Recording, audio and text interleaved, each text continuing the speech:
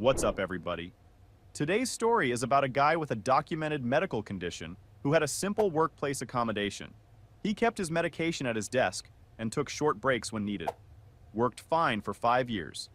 Then a new department head rolled in with a clean desk policy and locked all personal items in a storage cabinet, including his medication. When our guy had a medical episode and couldn't access his meds, he ended up in the hospital. From the hospital bed, he called an employment attorney. The lawsuit targeted both the manager and the company for ADA violations. The manager got fired. The company settled for 6 figures. And the clean desk policy mysteriously disappeared. This is what happens when someone confuses tidiness with power. Let's get into it. My new department head locked my medication in a cabinet as part of his clean desk policy. I had a medical episode and couldn't access it. From the hospital bed, I called an attorney. He got fired. The company settled. I want to start by saying I'm not a litigious person. I've never sued anyone. I've never threatened to sue anyone. The word attorney wasn't in my vocabulary until about 8 months ago, when a man I'd known for 3 weeks decided that my medical needs were less important than the appearance of his department's desks. What happened next was the most stressful, painful, and ultimately vindicating experience of my life. My name's Jake. I'm 37. I worked, I'll get to that, as a data reconciliation specialist for a financial services firm. Not the flashy Wall Street kind, the boring back office kind where we make sure the numbers in System A match the numbers in System B and investigate the ones that don't. It's tedious, it's detail-oriented, and it requires long stretches of focused concentration, which is relevant because of my medical condition. I have severe asthma, not the I need a puff before running a mile kind. The my airways can close without warning, and if I don't have my rescue inhaler within 2 to 3 minutes, I'm looking at a medical emergency kind. I've had it since I was about 7. First diagnosis came after I collapsed at a family picnic. Couldn't breathe, turned blue, whole 9 yards. My mom carried me to the car. Dad drove to the ER going about 90. I was hospitalized twice as a teenager. Once at a baseball game, I was in the stands, not even playing, and the heat and humidity triggered an episode that put me in the ER for 4 hours. The second time was at school, sophomore year, when a substitute teacher took my inhaler because she thought I was playing with it during class. That one ended with an ambulance. My mom sued the school district. They settled. I'd like to think I learned from that experience. Turns out the universe had a second lesson planned. For the 5 years I worked at the firm, my asthma was managed and documented. HR had my medical information on file. My direct supervisor, a woman named Patricia, who managed the reconciliation team for 8 years, knew about my condition and accommodated it without issue. The accommodation was simple. I kept my rescue inhaler at my desk within arm's reach at all times. I also had a secondary inhaler in my bag and a third in my car. 3 inhalers, 3 locations. Because when you've been hospitalized for not having one, you learn to be redundant. I also had an informal understanding, approved by Patricia and documented in my employee file, that I could take short, unscheduled breaks if I felt an episode coming on. These were rare, maybe once a month, sometimes less. I'd step away from my desk for 3 to 5 minutes, use my inhaler in the restroom or a quiet area, and come back. Nobody on the team cared. Nobody was affected. The work got done. My performance reviews were consistently meets or exceeds expectations, 5 years in a row. Patricia understood because Patricia had seen an episode firsthand. About 2 years into my time at the firm, I had a moderate attack at my desk, triggered by a cleaning product someone had used in the nearby conference room. The fumes hit my airways, and within 60 seconds, I was reaching for my inhaler. Patricia was walking past and saw the whole thing. The grab, the shake, the 2 puffs, the 30 seconds of sitting perfectly still, waiting for the medication to work. She stood there until I gave her a thumbs up. Then she said, "Jake, I'm going to have facilities switch to fragrance-free products in this area." She didn't ask permission from anyone. She just did it. That's leadership. That's a manager who sees a problem and fixes it without turning it into a committee meeting. She also, without me asking, added a note to my file that said, "Employee's rescue inhaler must remain accessible at his workstation at all times. This is non-negotiable per medical documentation." I found out about that note later, during the legal process, and I almost cried. Patricia had protected me in writing before she left. She knew someone else would take over. She wanted to make sure the next person understood. She did everything right. The problem was that the next person didn't read the file. Then Patricia retired. Hold on, this is me, not Jake. I want to set something up here. Jake has a life-threatening medical condition. It's documented. It's on file with HR. His accommodation is keeping an inhaler at his desk. That's it. Not a special office. Not reduced hours. Not a standing desk or a white noise machine or any of the things people sometimes ask for. A small plastic device that fits in his hand. And for 5 years, everyone was fine with it because everyone was a reasonable human being. Patricia understood. The team understood. HR understood. But Patricia's gone now. And whoever's coming next, they don't know Jake. They don't know asthma. And they apparently don't know the ADA. I'm calling the new guy Captain Clean Desk, because in about 5 minutes, he's going to learn that you can't organize your way out of a federal lawsuit. Buckle up. Patricia's replacement was a guy I'll call Grant. Grant came from a different division, corporate reporting, I think. He'd been with the company for about 2 years, but had no experience managing people who did what we did. He was 40-ish, wore vests over button-downs, always vests, and had the energy of someone who'd just finished reading a book about lean management and was looking for somewhere to apply it. His first week was a listening tour. He met with each team member individually. When he met with me, I told him about my condition. I said, I have severe asthma. My accommodation is keeping my inhaler at my desk. It's documented with HR. Patricia was aware. He nodded and made a note on his iPad. He said, noted. Thanks for sharing, Jake. That was it. I thought we were good. We were not good. 3 weeks into Grant's tenure, he announced a departmental efficiency initiative. This included a new filing system, fine, updated report templates, fine, mandatory daily stand-up meetings at 8:15 a.m., annoying but fine, and, wait for it, a clean desk policy. The clean desk policy, as Grant described it in an email to the team, required that all personal items be removed from desks at the end of each workday.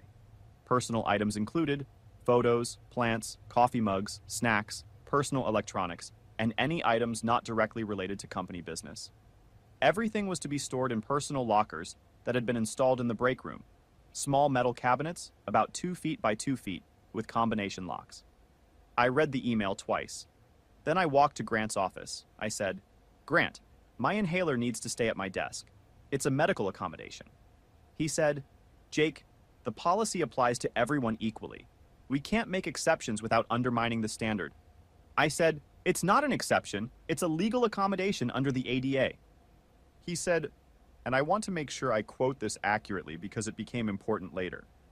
I understand your concern, but the locker is just down the hall. If you need your inhaler, you can walk to the break room and get it. It takes 30 seconds. 30 seconds. To a guy who's told him his airways can close in 2 to 3 minutes. 30 seconds to walk down a hall, open a combination lock, retrieve an inhaler, and get back to breathing.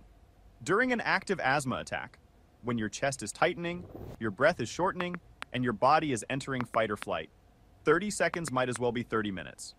You can't walk when you can't breathe. You can't remember a combination lock code when your brain is screaming for oxygen. That's not a reasonable alternative.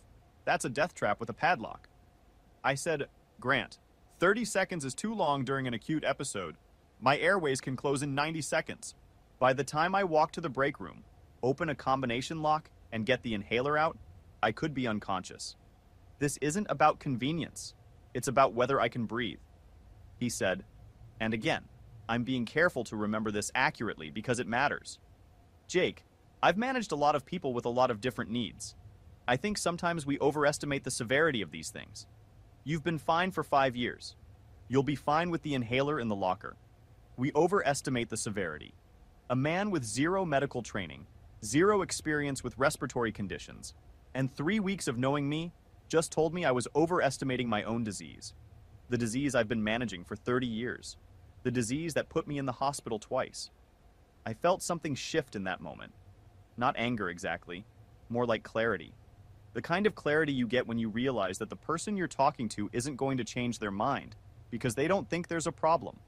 And when someone doesn't see the problem, you stop explaining and start documenting. I said, Grant, I need to escalate this to HR. He said, you're welcome to, but the policy stands until I hear otherwise. Pause.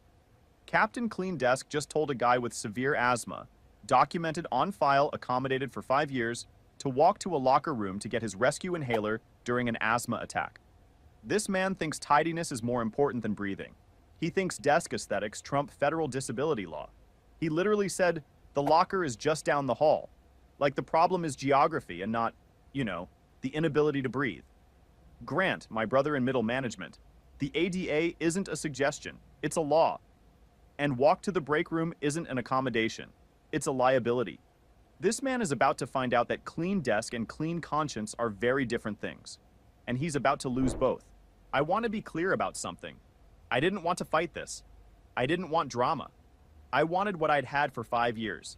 An inhaler on my desk, and a manager who understood why it needed to be there. That's all. But Grant had decided that his policy was more important than my lungs. And when someone decides that, you don't have the luxury of being passive. You escalate. Because passive people don't escalate. And passive people sometimes end up in hospitals. I went to HR the next day. Spoke with a woman named Danielle who handles workplace accommodations. I explained the situation. I showed her my file, which documented my condition, my accommodation, and Patricia's approval. Danielle said, I'll talk to Grant. Your accommodation should be honored. A day later, I got an email from Grant. Not from Danielle, from Grant. It said, Hi Jake, after consulting with HR, I've decided to make a modified arrangement for your situation. Your inhaler can be stored in my office, which is closer to the team area than the break room. You can come to my office to retrieve it whenever needed. I think this is a fair compromise. His office. He wanted me to store my life-saving medication in his office, an office that's locked when he's not there, an office that's 20 feet further from my desk than my desk is from my desk. This wasn't a compromise. It was a power move disguised as accommodation.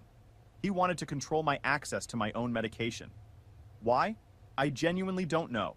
Maybe he thought I was exaggerating. Maybe he'd never seen an asthma attack. Maybe the clean desk policy was his baby and he couldn't stand anyone getting an exception. Whatever the reason, it was wrong. And it almost killed me. I replied to the email and CC'd Danielle. Grant, I appreciate the suggestion, but my medical accommodation requires my inhaler to be within immediate reach at my desk. This was the arrangement for 5 years, and it's documented in my file. I'm requesting that the original accommodation be reinstated. Grant didn't reply. Not that day. Not the next day. Not ever. The email sat there, unanswered, for 3 days. During those 3 days, I noticed that Grant had started walking past my desk more frequently, looking at it, at the inhaler still sitting on the surface. I'd see him glance at it and then look away, like it personally offended him. Like a tiny plastic medical device on a desk in a cubicle in a back-office financial firm was somehow undermining his authority. That inhaler cost $12 at the pharmacy. Grant's need to move it was about to cost the company 6 figures. But he didn't know that yet. 3 days later, a Wednesday around 2 p.m., I was at my desk working on a quarterly reconciliation report. The office was quiet. Half the team was at lunch. I felt the familiar tightness start in my chest. The first warning sign. My body has a system. Tightness first, then shallow breathing, then the wheeze. I have maybe 90 seconds from the first tightness to full restriction if it's a bad episode. I reached for my desk drawer, where my inhaler always was, where it had been for 5 years. It was gone. The drawer was empty, cleaned out. My inhaler, my personal items, my phone charger, my granola bars, all removed. Grant had apparently had maintenance clean the desks during lunch, per the policy. My inhaler was in a locker in the break room, 45 feet down the hall, behind a combination lock I hadn't memorized because I never needed to, because my inhaler was supposed to be at my desk. I stood up. My chest was getting tighter. I walked toward the hall, made it about 15 feet before the wheeze started, the high-pitched, narrow sound that means the airways are closing. I grabbed the doorframe of the conference room. My coworker Bryce, who sits 2 desks over, saw me and immediately came over. He said, "Jake, where's your inhaler?" I pointed toward the break room. He ran, full sprint, down the hall, into the break room, and he didn't know my locker combination. He ran back. "What's the code?" I couldn't speak. I was holding the doorframe with both hands, trying to get air through a passage that felt like it was the width of a coffee straw. Bryce called 911. Then he found Grant, who who was in a meeting, and told him what was happening. Grant came out of the meeting, saw me in the hallway, and said, according to Bryce, because I don't remember this part clearly, "Is he okay? Should we call someone?" Bryce said, "I already called 911. His inhaler was removed from his desk. Where is it?" Grant said, "It should be in his locker." Bryce said, "He can't get to his locker. He can't breathe." The paramedics arrived in about 7 minutes. They administered a nebulizer treatment in the hallway. My oxygen levels were dangerously low by the time they got there. They took me to the hospital. I spent 4 hours in the ER, oxygen, steroids, monitoring. The attending physician asked me what happened. I told him my inhaler had been removed from my desk against my documented medical accommodation. He looked at me, looked at the chart, and said, "That's not a workplace policy issue. That's negligence." He was right. Wait! His coworker sprinted to the break room to find the inhaler and couldn't open the locker because he didn't know the combination, while Jake was in the hallway struggling to breathe. Because Captain Clean Desk removed a medical device from a disabled employee's desk for aesthetics. And when Grant came out of his meeting and saw Jake gasping for air in the hallway, his response was, "Should we call someone? Should we call someone?" The man's airway is closing in real time, and you're asking if you should call someone? Let me help you, Grant. Yes, call someone. Call 911, then call HR, then call a lawyer. Because you're going to need all three. The attending physician called it negligence. I'm calling it the dumbest clean desk policy in the history of organized workspaces. You organized a man right into an ambulance. Congratulations. I called an employment attorney from the hospital bed, a woman named Catherine Reeves who specializes in ADA violations and workplace disability discrimination. My buddy Connor had used her for a different issue years ago and said she was the kind of lawyer who makes companies lose sleep.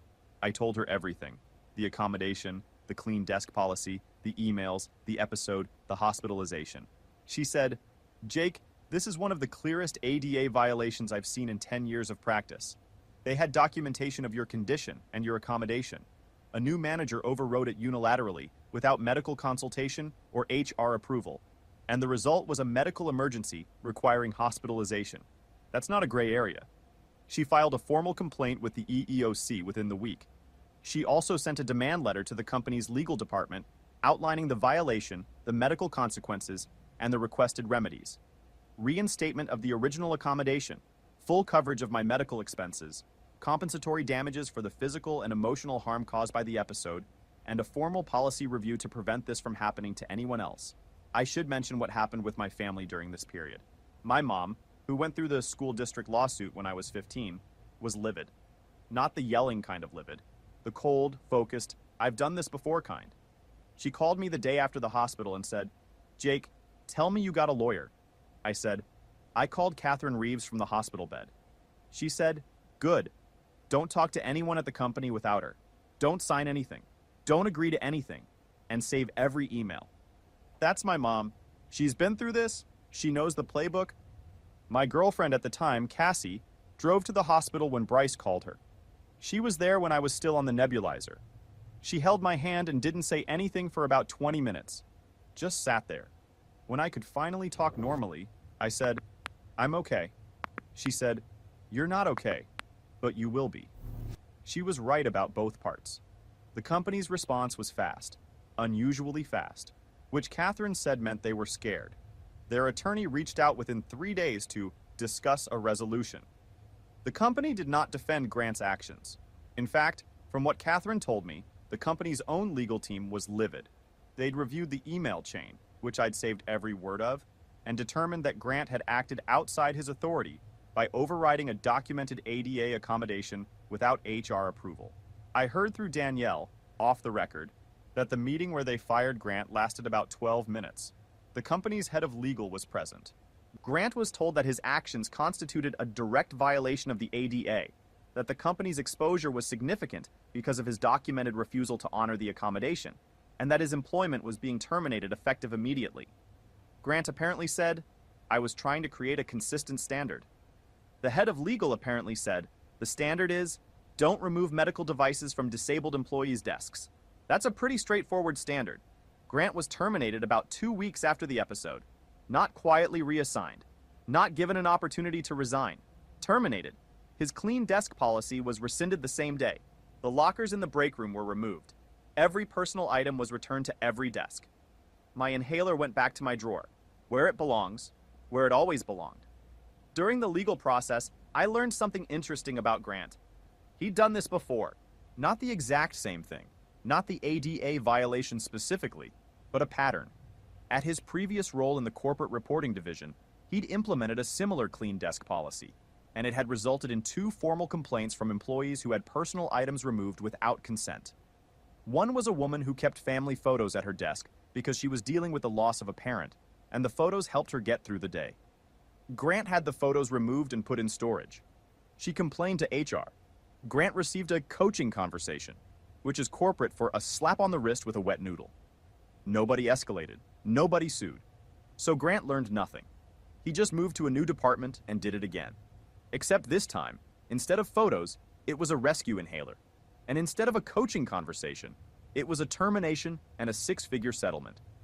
Patricia, my retired former manager, heard about what happened through the grapevine. She called me at home. She said, "Jake, I wrote that note in your file specifically so this wouldn't happen." I said, "I know. He didn't read it." She said, "Figures." Then she said, "Are you okay?" I said, "I'm alive." She said, "Then everything else can be fixed." Patricia is one of the best people I've ever worked for. She's retired now, growing tomatoes in her backyard and volunteering at the library. I send her a Christmas card every year. This year I'm including a copy of the settlement letter. Redacted, obviously. But she deserves to know her note mattered. The settlement came through about 4 months later. I can't disclose the exact amount. There's an NDA. But I'll say this. It had 6 digits, and the first one was comfortable. It covered my medical expenses, about $8,000 in hospital bills, ambulance, and follow-up care, my legal fees, and a significant compensatory amount for the physical harm, emotional distress, and, this is the part that mattered most to me, the willful disregard of a known medical condition. Yo, 6-figure settlement. Grant fired. Clean desk policy rescinded. Lockers removed. Inhaler back on the desk. Catherine Reeves earned her retainer in 1 phone call. This is what accountability looks like when someone with a documented disability gets their accommodation stripped by a guy in a vest who cares more about desk symmetry than employee safety. Captain Clean Desk organized himself right out of a job and organized Jake right into a settlement check.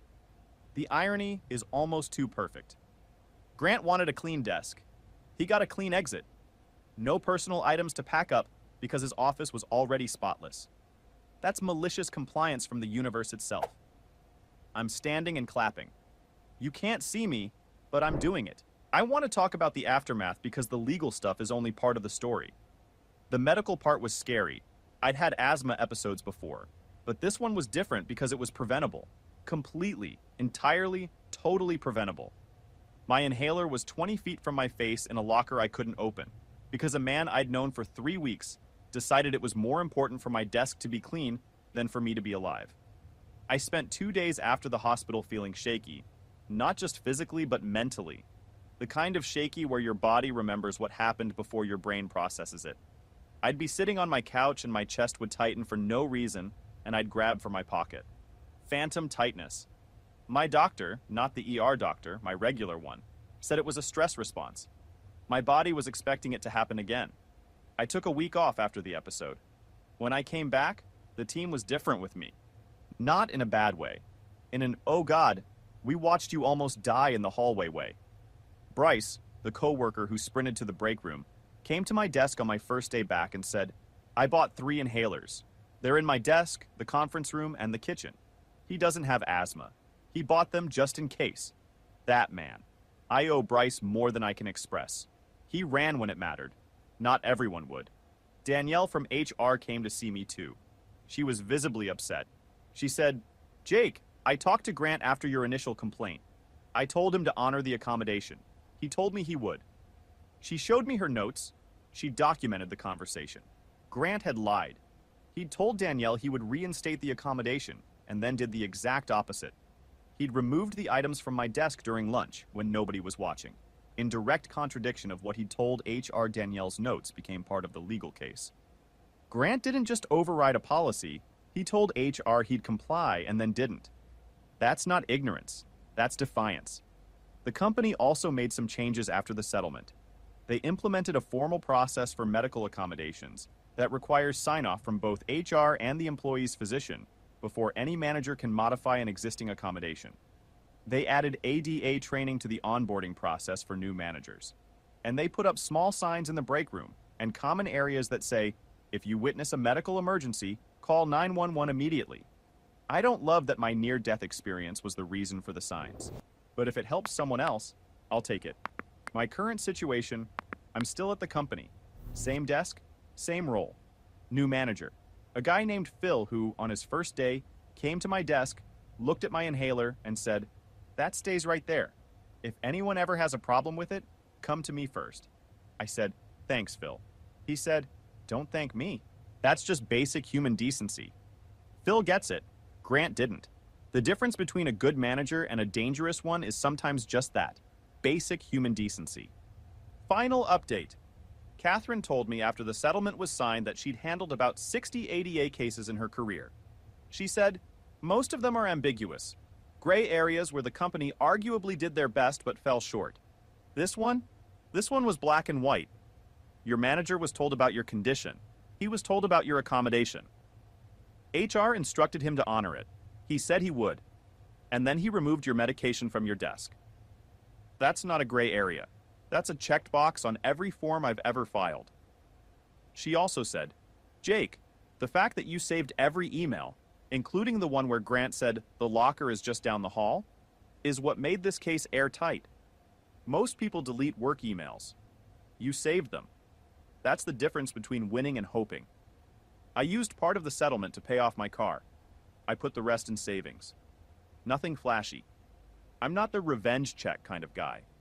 I'm the my airways almost closed in a hallway because of a clean desk policy, and I want to make sure that never happens again kind of guy."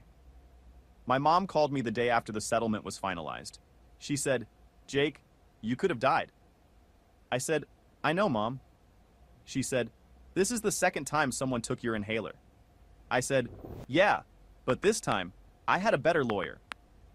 She laughed, but I could tell she was crying behind the laugh. Moms can do both at the same time. Bryce, my coworker, the sprinter, and I have become close friends since the incident. We go to lunch every Thursday. He always checks my desk when he walks past, just a glance, making sure the inhaler is there. I've told him he doesn't need to do that. He does it anyway. Some people just show up. Bryce shows up, and he runs. The emergency inhaler Bryce bought for the conference room is still there. Nobody's touched it, but it's there. And every time I walk past it, I think about two things. The 30 seconds Grant said it would take to walk to the break room, and the 7 minutes it actually took for the paramedics to arrive. The difference between those two numbers is the space where I almost died, and the space where I finally understood that some people will put policy above people. And when they do, you need a lawyer, a coworker who can sprint, and an inhaler within arm's reach. Would you have filed the complaint, or would you have tried to handle it internally? Some people have told me I should have just put the inhaler in my pocket. And yeah, I started doing that too, after. But the principle matters. If a company documents an accommodation and a manager overrides it, that's not a desk problem. That's a rights problem. And rights don't belong in a locker. Neither do inhalers. Neither do people's dignity. Some things need to be within reach, always. Cassie and I are still together, by the way. She bought me a new inhaler holder for my desk, one of those little silicone grips that attaches to the side of a monitor. It's bright orange. You can see it from across the room. She said, "Now everyone knows it's there, including the next Grant." I love that woman. She thinks ahead. She also bought Bryce a gift card to a running store because, and I quote, "That man earned new shoes with that sprint." Bryce used it. He got bright green ones. He wears them to work sometimes. I told him they're obnoxious. He said, "They're fast." He's not wrong. Oh, one thing I forgot to mention. After the lockers were removed from the break room, the space was converted into a small seating area with a couch and a table. My team uses it for lunch now. Bryce put a fake sign on the wall that says, "Grant Memorial Lounge," in honor of the worst idea in company history. Management hasn't taken it down. I think they agree. The break room is now the most comfortable room in the building. We put a coffee machine in there too. A good one, not the cheap pod kind. I like to think of it as the universe's remodeling job. Grant wanted a clean desk area. He got a lounge with a couch and a coffee machine. The desks are still messy, and the inhalers are still on them. The system works. Anyway, my inhaler is on my desk right now, right next to my keyboard, where it's been for 5 years and 3 weeks and 1 hospital visit and 1 settlement check and 1 very fast sprint by a coworker named Bryce. It's not going anywhere, and neither am I. 5 years of peace, 3 weeks of chaos, 1 hospital visit, 1 settlement, 1 coworker who runs like his life depends on it because someone else's did, and a $12 piece of plastic that a man in a vest thought was worth losing his job over. Life's weird, but I can breathe, and that's enough. Here's what I'll say about Jake. The man had every reason to be angry. He almost died because of a clean desk policy. But instead of rage, he got organized. He saved the emails. He called the attorney. He let the system work. And the system, for once, actually worked. Grant's gone. The policy's gone. The money's in the bank. And the inhaler is on the desk, where it always should have been. Drop a comment. Clean desk policies. Organizational necessity or power trip in disguise? And if you've ever had a workplace accommodation overridden by a manager who didn't understand it, you're not alone. Subscribe, and I'll see you next time.